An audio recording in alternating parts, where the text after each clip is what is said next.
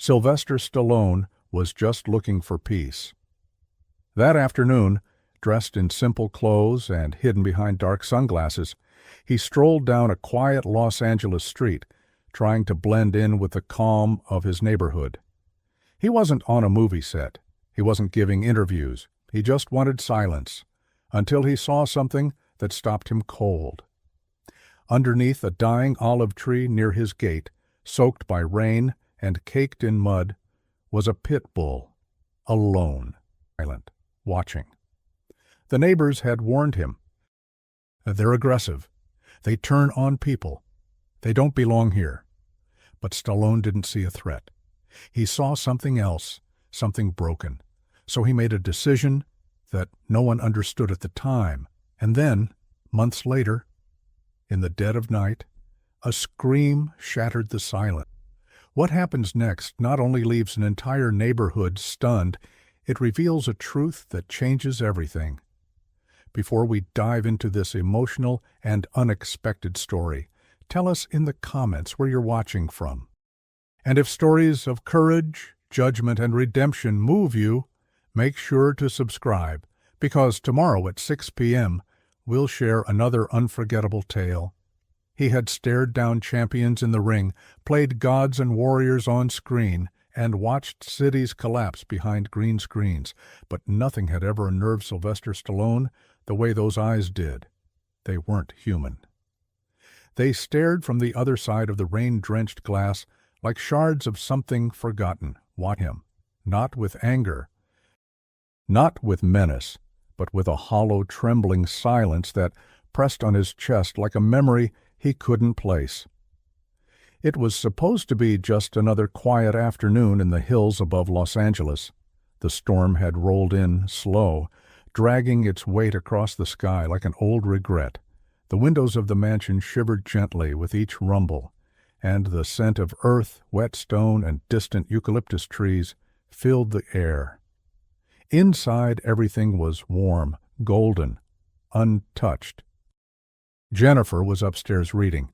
The girls had already called to check in. The dogs were sleeping in their usual places, and even the marble silence of the hallway felt oddly peaceful. Until Stallone saw him.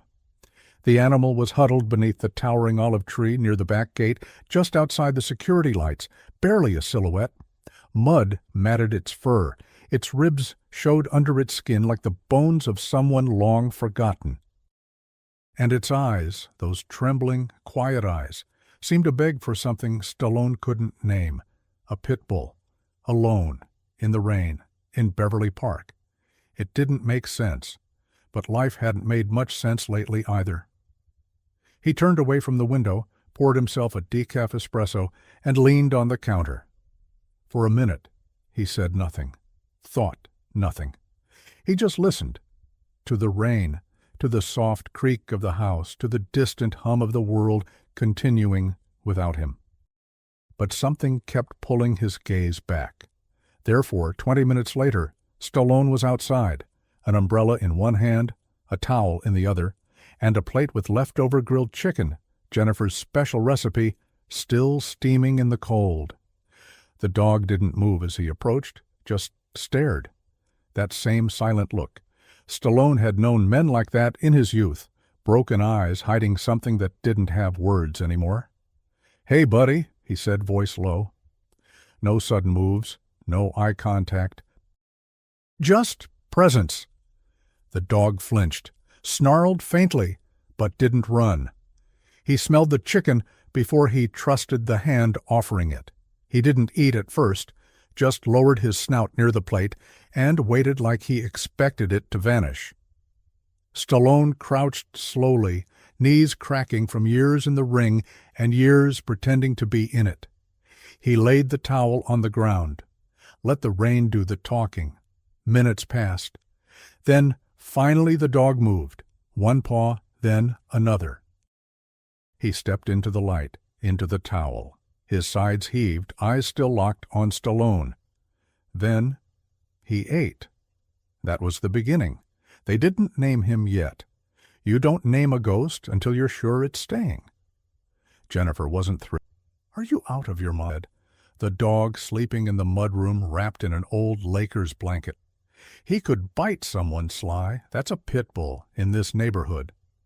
He didn't argue, because he wasn't sure, but the eyes wouldn't leave him alone. Therefore, the next day, Stallone drove the dog to the vet, ignoring the stares from two neighbors walking their French bulldogs. No chip, the vet said. Malnourished, possible trauma. Maybe abandoned or escaped from a fighting ring. That load. Fighting! Stallone remembered fights, not staged ones. Real ones. The kind that take your name, your smile, and leave you with silence. He named the dog Freddy that night, not because it was cute, but because it sounded like someone who'd seen a war. Freddy didn't bark. He watched. He paced at night, growled softly at the trees behind the house, refused to eat unless Stallone was nearby, flinched at loud noises, and once, in the middle of the night, woke the entire house with a howl so raw it stopped Stallone's breath. The neighbors noticed.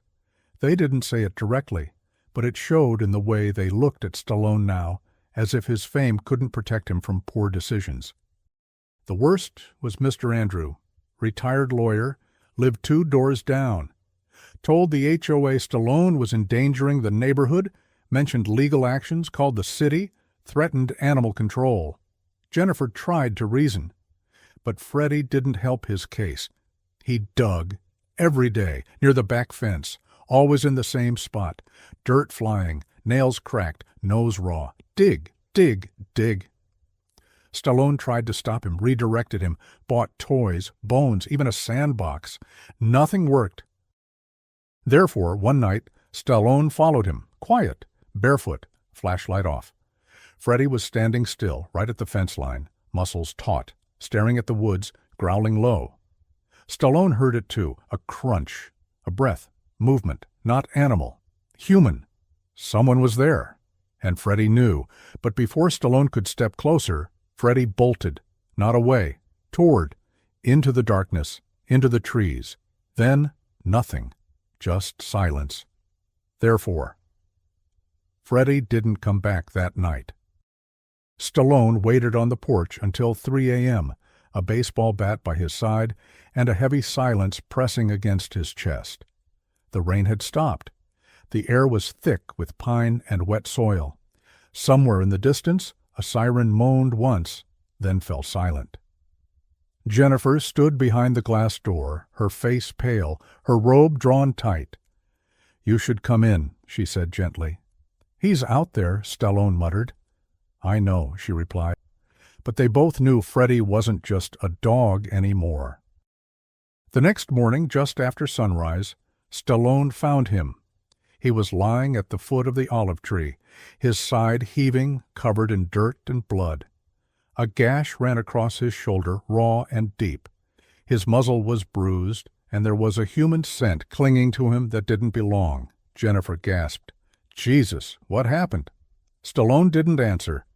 He carried Freddy inside, his shirt streaked with blood, and laid him gently on a pile of towels in the kitchen. Freddy didn't resist. He just stared up at Stallone like a soldier who'd returned from the battlefield too tired to speak. They took him to the vet again. "This is no accident," said. "These wounds look like they came from a struggle, defensive bites, bruising on the snout. I think he was protecting something." Stallone felt something shift inside his chest, but the neighbors didn't see. Therefore, when Freddy howled again the next night, the HOA meeting was called fast. "Enough is enough, Mr. Biot." Andrew barked, slamming his file folder on the table. "He's dangerous. We warned you. This isn't about pity or celebrity privilege. It's about safety."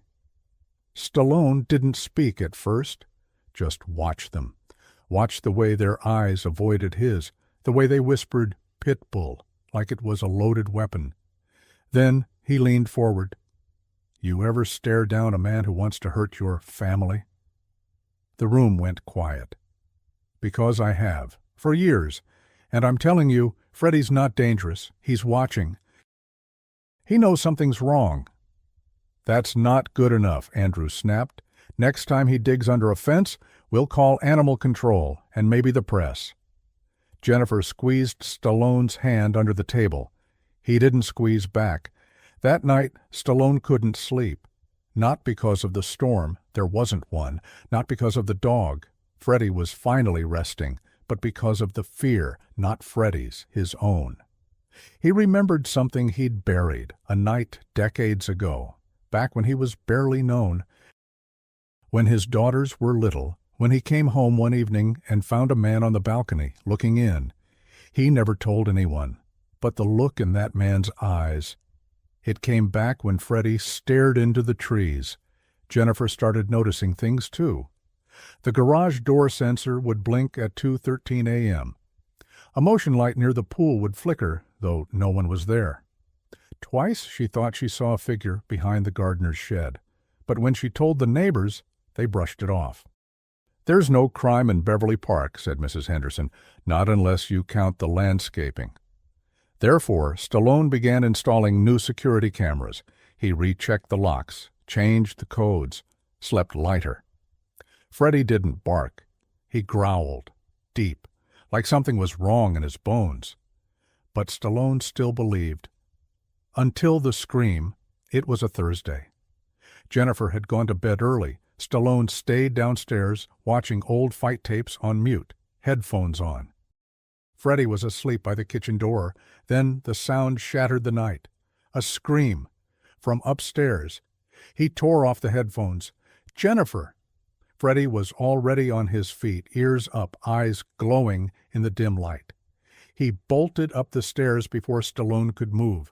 What Stallone saw next would haunt him. Jennifer was in the hallway, trembling, her robe torn at the shoulder. A man, tall, masked, gloved, was halfway through the broken balcony door. Stallone froze. Freddy didn't. The pit bull lunged. The man raised something, metal, heavy, swung. Crack! Freddy yelped, staggered, then bit down on the man's arm like he'd been waiting his whole life for that one moment of justice. The intruder screamed. Jennifer ducked. Stallone ran. The fight was violent, fast, silent, except for the crashing furniture and Freddy's snarls. When it ended, the man was gone. Through the balcony into the yard. Blood everywhere. Freddy collapsed seconds later. The police came. Neighbors gathered. Mr. Andrew watched with cold satisfaction. "This is what I warned you about," he told him. But then they found the crowbar with blood and DNA that didn't match Freddy's. Therefore, the truth came out. There had been a string of break-ins targeting older couples in wealthy neighborhoods. The man had left no trace until now, and the only reason Jennifer was alive was Freddy. The house smelled like iodine, and Jennifer sat beside the couch, dabbing Freddy's wounds with a trembling hand. He didn't flinch, didn't growl, just lay there, half asleep, one paw bandaged, the other twitching now and then from dreams Stallone couldn't guess. He stood in the kitchen doorway, arms crossed, watching them both. Not the way a man watches a dog, the way a soldier watches another one breathe. The cops had taken the intruder's prints. They'd matched a man wanted for 6 other break-ins across the west side. Violent, desperate, armed. But that didn't matter much to the neighbors. What they saw was a bloodied dog, and blood in places it didn't belong. The press got wind of it. Actors pit bull attacks intruder in Beverly Park. Hero dog or hidden danger? Is Stallone harboring a threat in his home? Mr. Andrew gave quote, carefully worded, legal sounding. We all want safety, but this is not about one incident. This is about a pattern. Sly didn't respond publicly, but inside it burned. He wasn't mad for himself. He'd taken punches harder than words. But Freddy was different. Freddy had done what no alarm, no camera, no security guard could do. He had saved Jennifer. And now, the world wanted him caged. Freddy's recovery was slow. The vet said the crowbar fractured a rib. The infection risk was high. He'd need rest, clean bandages, and antibiotics twice a day. Jennifer insisted on caring for him herself. Every morning she'd read aloud from old poetry books. Freddy would lay his head in her lap, breathing in rhythm with her voice. Once, Stallone came downstairs to find her crying, not from fear, from guilt. "I didn't trust him," she whispered. "I was ready to send him away. If you hadn't brought him home—" He didn't reply, just held her. Sometimes silence says more. But the neighborhood wasn't quiet. HOA meetings doubled. Talk of dangerous breeds spread like fire. Even neighbors who liked Stallone, who'd once asked for selfies, autographs, dinner invites, now hesitated.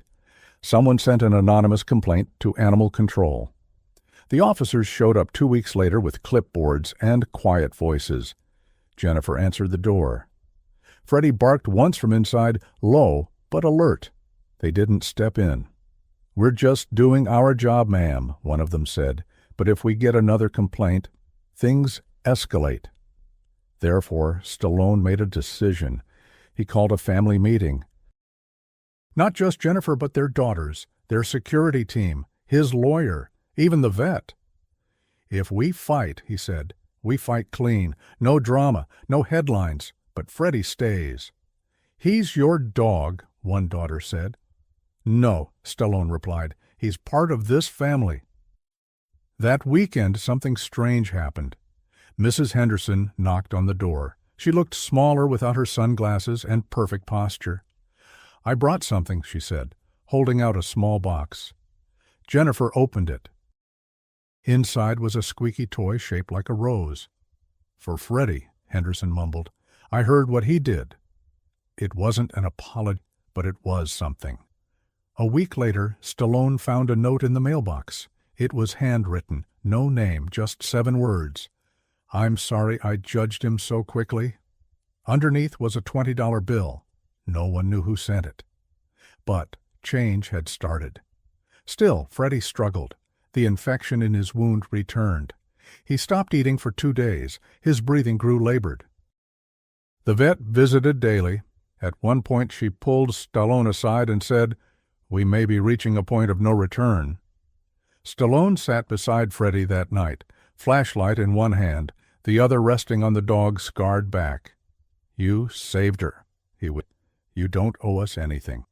Freddy opened his eyes and licked Stallone's palm. Therefore they fought. Jennifer cooked boiled chicken with turmeric and rice. Stallone crushed pills and peanut butter. The daughters helped with cold compresses and late-night comfort. And Freddy, against odds, began to heal. His bark returned, soft at first, then stronger. One morning he limped to the window, saw a squirrel, and wagged his tail. Then came the call. The local Animal Rescue Association wanted to honor Freddy. A ceremony, small, private, but meaningful. Stallone wasn't sure, but Jennifer said yes. The event was held in a shaded park just beyond the gates. A crowd of maybe 40 gathered. A few reporters, a few old neighbors.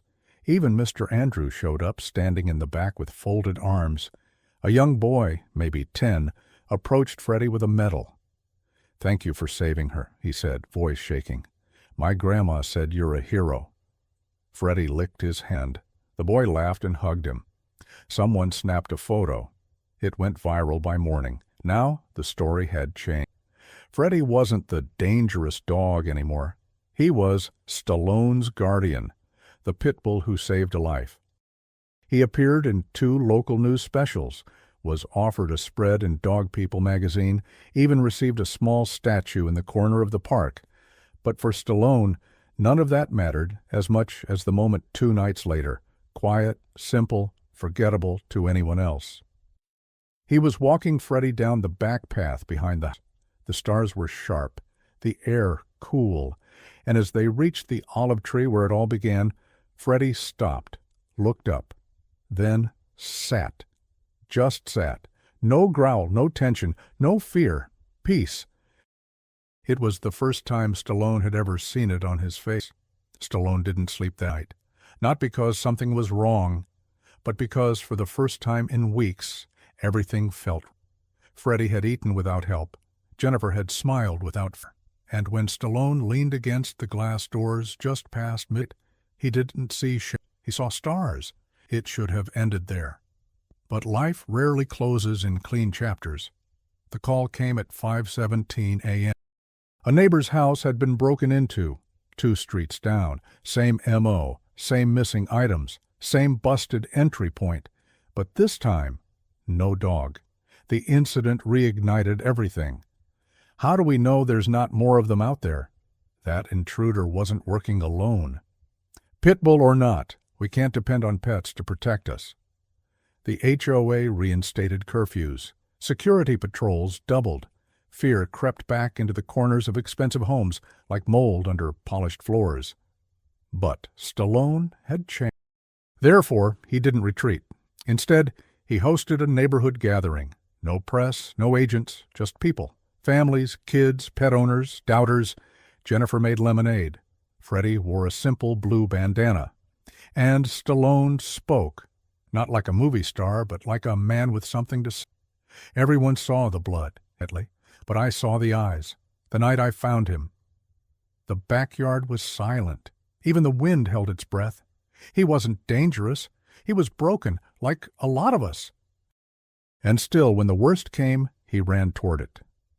He looked down at Freddy, who sat beside him like a statue carved from trust. He didn't know he was saving someone famous. He didn't care. He just saw someone in pain and made a choice. No applause followed. And in that silence something shifted. Weeks passed. The seasons turned slowly, as they do in Los Angeles. Subtle changes in light and air. Freddy walked with less limp. The scars healed, but never disappeared. He began sleeping by the fireplace again, snored sometimes, chased squirrels in his dreams. One afternoon, Stallone found him sitting by the olive tree again. No tension, just presence. "I think he's waiting for something, Jennifer." "Maybe," Stallone replied. "Or maybe he just remembers where he stopped being invisible." One day, a young man rang their doorbell, early 20s, nervous, held a small notebook. "I'm writing a piece," he said, "about dogs who saved lives." Jennifer smiled. "You're in the right place." The interview was short, honest. At the end, the young man asked, "Do you think Freddy changed your life?" Stallone stared for a moment, then said, "No, he didn't change my life. He reminded me what a good one feels like." Months later, Stallone stood at the edge of the same tree, holding a leash, watching the sunset bleed gold over the hills. Freddy sat beside him. The world had stopped talking about the break-in. The awards had gathered dust. The articles had faded from trending tabs, but Stallone remembered everything. He reached down, ruffled the fur behind Freddy's ears, and whispered, "You're not a stray anymore, pal." Freddy leaned into the touch, not because he needed it, because he wanted it. And sometimes that's even more powerful. He didn't bark for attention, he stood for love.